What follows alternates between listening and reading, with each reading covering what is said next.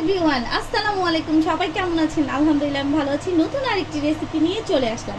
আজকে হচ্ছে গরুর মাংসের কালো ভুনা করব। সেটা হচ্ছে রাঁধুনি রেডিমিক্স কালো ভুনার মশলাটা দিয়ে হচ্ছে আমি কালো ভুনাটা করব। তো আসেন চলেন দেখি কিভাবে করি। ফার্স্টে হচ্ছে আমি এখন চুলায় কড়াই বসিয়ে দিয়েছি। এখন হচ্ছে তেল দিয়ে দিব। তেলটাকে একটু গরম করে নিব। আর অবশ্যই রান্নাটা সরিষার তেল দিয়ে করতে হবে।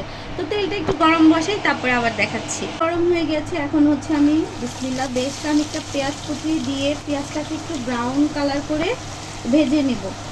এখন হচ্ছে পেঁয়াজটা ব্রাউন কালার করে ভেজে নিয়েছি, ভাজা হয়ে গেল। তো আমি এ পর্যায়ে এখন দিয়ে দিচ্ছি আদা রসুনের পেস্ট। বিসমিল্লাহ। তো আমি এখানে 3 চামচ পরিমাণ দিব। এই তো 3 চামচ পরিমাণ দিয়ে নিলাম। এখন হচ্ছে আদা রসুনটাকে একটু ভেজে নিব যাতে কাঁচা গন্ধটা চলে যায়। মশলাটা আদা রসুনের পেস্টটা সুন্দর করে ভেজে নিলাম একটু। এখন হচ্ছে আমি বিসমিল্লাহ এখানে 2 চামচ পরিমাণ লবণ দিয়ে দিলাম। লবণটা তো স্বাদ মতো। এখন হচ্ছে আমি প্যাকেটের বড় যে প্যাকেটটা ছিল মশলা সেটা সম্পূর্ণ দিয়ে দিচ্ছি। এখন দিয়ে সুন্দর করে মিশিয়ে আমি এখানে অল্প একটু পানি দিয়ে মশলাটা কষাবো। বিসমিল্লাহ। মশলাটা সুন্দর করে কষানো হয়ে গেল। এই যে উপর দিয়ে দেখতেই পাচ্ছেন তেলটা সুন্দর করে ভেসে উঠেছে। আমি হচ্ছে এখন এই পর্যায়ে গরুর মাংসটা দিয়ে দেব। গরুর মাংসটা ধুয়ে আমি সুন্দর করে বিসমিল্লাহ পানি ঝরিয়ে নিয়েছি। এখন হচ্ছে আমি মাংসগুলো দিয়ে সুন্দর করে মিশিয়ে ঢেকে রান্না করব। এখন আমি কোনো পানি দিব না, এখানে মাংস থেকে পানি বের হবে। এই পানিটা দিয়ে হচ্ছে আমি কষানোর চেষ্টা করব।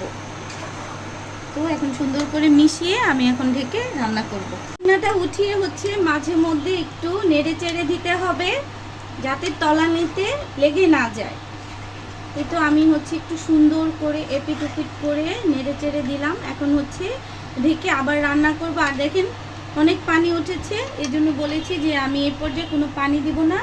এই মাংস থেকে যে পানিটা বের হবে এটা দিয়ে সুন্দর করে কষাবো। এখন মাংসটা সুন্দর করে কষানো হয়ে গেল। এই যে উপর দিয়ে তেল ভেসে উঠেছে। আমি এই পর্যায়ে এখন দিয়ে দেব আরেকটা যে ছোট মানে প্যাকেটে মশলা থাকে সেই মশলাটা দিয়ে আমি হচ্ছে চুলার আঁচটা কমিয়ে একদম রান্নাটা করে নেব। এই তো এখন হচ্ছে সুন্দর করে মিশিয়ে নেব। আমি অল্প একটু পানি দিয়েছিলাম এর মধ্যে, ওইটা আপনাদের সাথে শেয়ার করা হয়নি।